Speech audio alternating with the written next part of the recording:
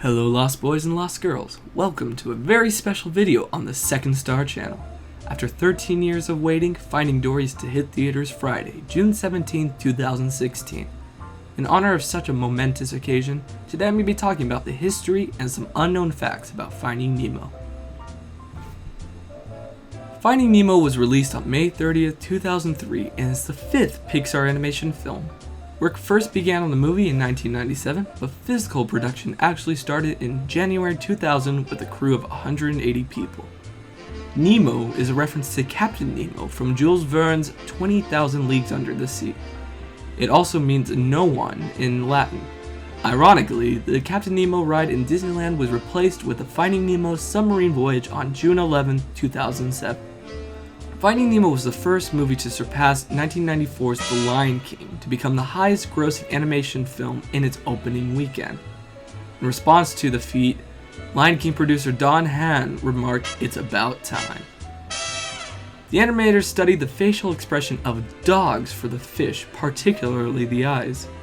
Creating just 1/24th of a second of the film could take up to 4 days because of the complexity of the underwater environment. The animators wanted to create the effect of sunlight coming through the water and hitting fish scales. However, Pixar remade the ocean surface because it initially was too realistic and thought audiences wouldn't believe it was animated. As homework, the production crew members were all expected to visit aquariums, go diving in Monterey in Hawaii, study Pixar's own 25-gallon fish tank, and attend a series of in-house lectures known as fish science. They even got scuba certifications and went to the Great Barrier Reef on the insistence of Creative Chief Officer John Lasseter. To animate the jellyfish that attack Marlin and Dory, Pixar created a new way of shading called transblurrency. Transblurrency creates a see-through but blurred look like a frosted window. The jellyfish colony contains 74,472 jellies with upwards of 8,000 any given shot. Excluding the Monsters World of Monsters Inc., Finding Nemo was the first Pixar animation film to take place outside of the United States. The second movie with a foreign setting was Ratatouille in Paris, France, followed by Up in South America, Cars 2 in Japan, France, the UK, and Brave in Scotland. Speaking of Monsters Inc., the realistic-looking tentacles on the sea anemones, particularly the anemone that Marlin and Nemo live in, were created using the same computer program that animated Sully's hairs in Monsters Inc. The mom's death was originally meant to be revealed in flashbacks.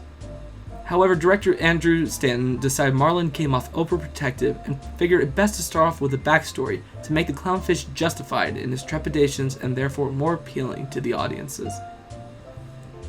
Co-writer Bob Peterson voiced Mr. Ray. Peterson also provided the voice of Doug in Up. In order for it to sound like Nigel had Marlin and Dory in his mouth, Jeffrey Rush held his tongue while recording his lines.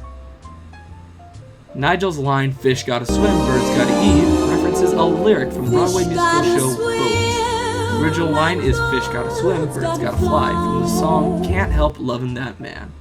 The role of Dory was written specifically to be voiced by Ellen DeGeneres. Dory, famous for butchering Nemo's name, actually does get his name right a total of 7 times. The great white shark Bruce was named for the model shark used in Jaws, who was nicknamed after Steven Spielberg's lawyer, Bruce Raymer.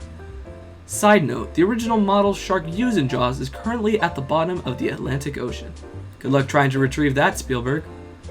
John Ratzenberger voiced the School of Fish. Ratzenberger has voiced a character in every Pixar film, including Ham in the Toy Story trilogy, John the Human in WALL-E, P.T. Flea in A Bug's Life, and the Yeti Abominable Snowman in Monsters Inc.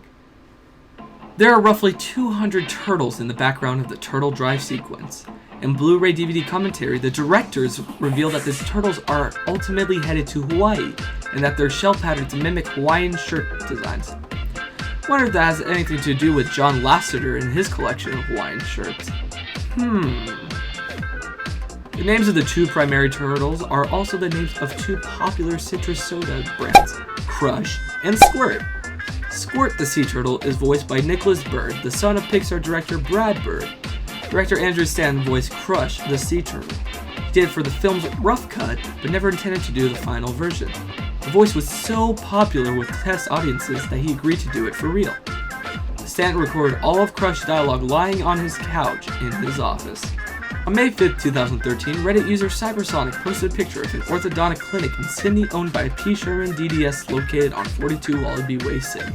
However, this photo was debunked when another Reddit user pointed out the use of Photoshop. Nice try, Cybersonic.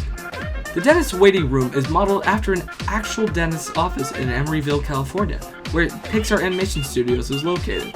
Several Easter eggs are scattered about the office, including the Boys Incredibles comic, a Ratatouille poster, Boo's Fishmobile and Teddy from Monsters, Inc., the Luxo ball, and a Buzz Lightyear toy and plane from Toy Story. One can also see Dr. Philip Sherman's diploma from the Pixar University School of Dentistry, Gum's Most Likely to Receive Award, and Toothless Grin Award hanging on the walls. Pixar animators love to place Easter eggs in their films. Nemo's first appearance wasn't in Finding Nemo. Because Pixar plans films years in advance, he first appeared as a stuffed toy in Monsters, Inc. when Boo picks him up and hands him to Sully. The greedy seagulls were modeled after the penguins from the British claymation Wallace and Gromit. Gil's mouth was modeled to look like his voice actor Will Dafoe's very famous and recognizable mouth. The damselfish Deb and her reflection Flo are named like the tides, ebb and flow. Alright, Lost Boys and Lost Girls, quick challenge. Can you guess this fish's name? It may be harder than you expected because the Tank Gang never formally introduced the germophobic royal grandma, Gurgle.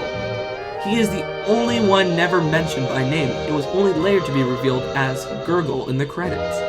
Poor Gurgle. Following the popularity of the film, clownfish became in high demand.